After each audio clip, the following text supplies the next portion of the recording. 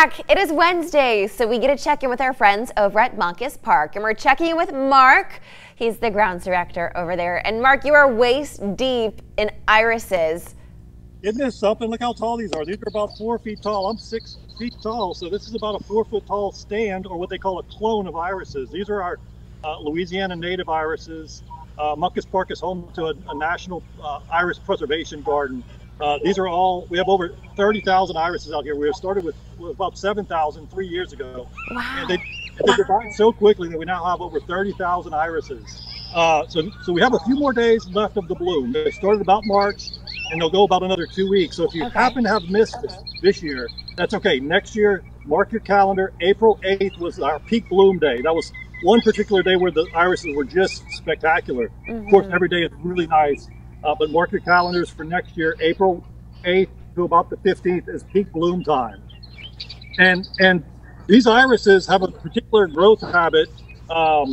They're about to go dormant. So after they bloom, they'll go dormant. The leaves start to look a little bit yellow.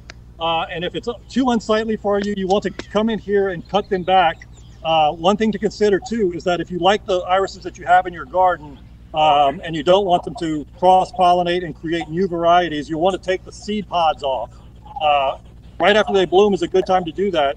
This is a newly formed seed pod. It will start to swell up and develop. There will be about 60 seeds in here. If we let this go to seed in fall, it'll create a whole new plant. So if you like to create new plants, you can let the seeds fall. Otherwise, you want to cut the seed pods off and discard them, so that way your clone or your clump of irises will stay true to what you have in the garden. Huh. Pretty cool, huh? That's so cool. I'm still amazed that those are 4 feet tall. Yeah. Yeah, this clump in particular is loving the little space. They like to be in an area that gets pretty good water. Yeah. The misconception is that irises need to be planted in the water. That's not exactly true. These are planted outside the water. As a pond, which is behind us here, fluctuates its level, it'll give the irises just what it needs. And what will happen is if you plant them on the edge of a pond, they'll make their way to where they want to be. So obviously this clump here likes it just where it is. And really just grown substantially this last year. What we did in the fall is put some leaf matter, some decomposed leaf matter over the rhizomes, really just to feed the plants and to keep the soil moist and to protect the rhizomes from the sun. And they really have loved that. It just slowly decomposes the leaf matter and feeds the plant. This has been a really good year. We've had just the right amount of rain. We haven't had any late freezes, so that will affect them sometimes. But the weather this year was perfect for them. So if you had a chance to see them, you know what I'm talking about. Otherwise, come out next year and check them out. They are simply stunning. And I know you talked about them last year too when you were getting them in all of the different colors. So it's surely a sight to see when they're all blooming.